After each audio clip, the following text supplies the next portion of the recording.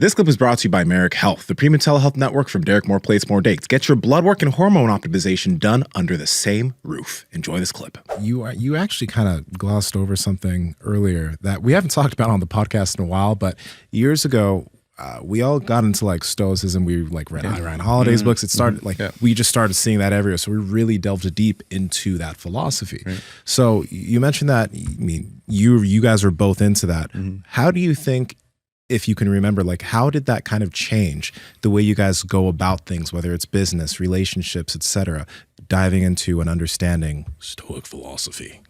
Yeah, I think for me, I got into it in my divorce. And so for me, you know, I look back on my divorce and going through that as I appreciate and I'm grateful that I went through it, because it would not have made me the man that I am today.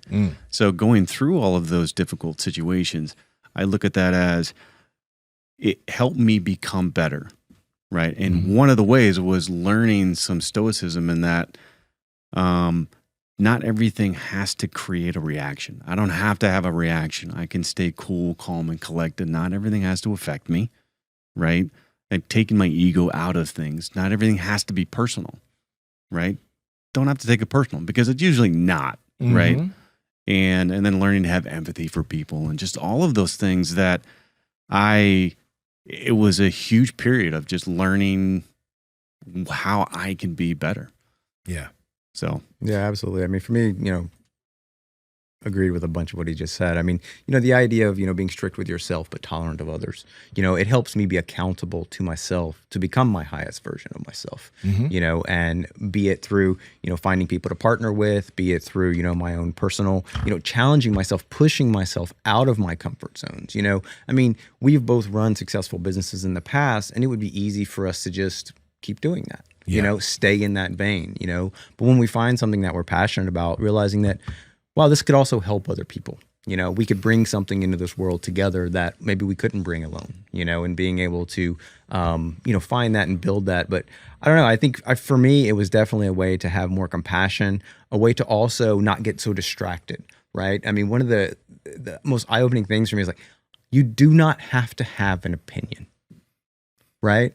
And it just like, it was such a simple thing. Right. But that was like one of Marcus Aurelius' thing. You do not have to have an opinion about anything. Right. And so there's certain things that they would come up, be it in the news cycles or whatever. And I would be like, why is this happening? You know, it didn't affect my life in any way, shape or form, but I felt like I had to have a passion. And I started to realize how much energy I was wasting on all of those kind of things. And when I realized I could redirect that energy into things that could help me self-improve, you know, my own conditioning, my own, you know, progress.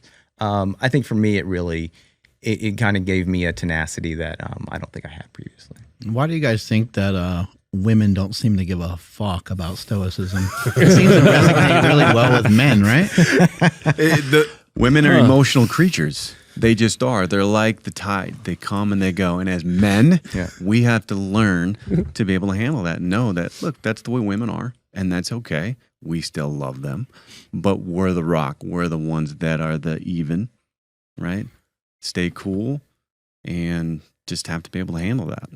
And ladies, like, no, like there are women out there who dig Stoicism. Sure. Because I think one thing that people get wrong about Stoicism is they think that you're not feeling emotions. Right. My ex got really mad at me when I was like talking to her about Stoicism. She's like, you already don't talk about your emotions. You're so emotionally blunted. You don't feel anything. You're such a robot.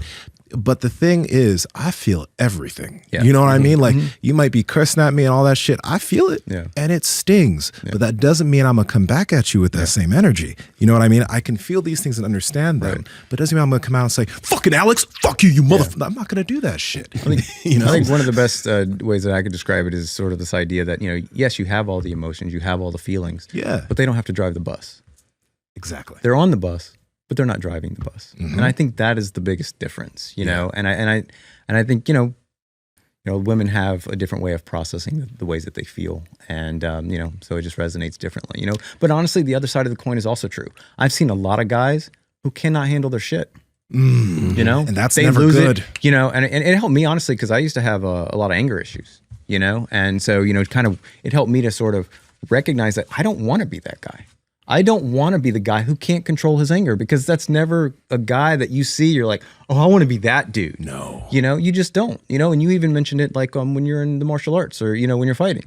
It's not the guy who's, you know, coming at you like that. It's the guy who looks serene on his face. You're in trouble. You know? And it doesn't make your women feel secure. If you've got an overly emotional man, a woman is not going to feel secure. That's what a woman wants. A woman wants security. They want to feel secure in their man. Now, they're going to try to bait them and try to get them to be emotional, right? But, you know, a good man is going to keep his cool, right? And be that rock, right? So that the women feels good and feels secure. Yeah, anger and stuff like that is an interesting thing, because it very rarely does it work out where you've got real mad and you got what you wanted. Right. It doesn't seem to work out that great. Hey guys, if you like this clip, go ahead and comment down below and let us know what you liked about it. All right, share this with a friend. Make sure to subscribe to the channel, and also we are on Reddit and Discord. All that's down below. All our sponsors and everyone that supports us down below there too, so you can get whatever you like from us. All right, peace.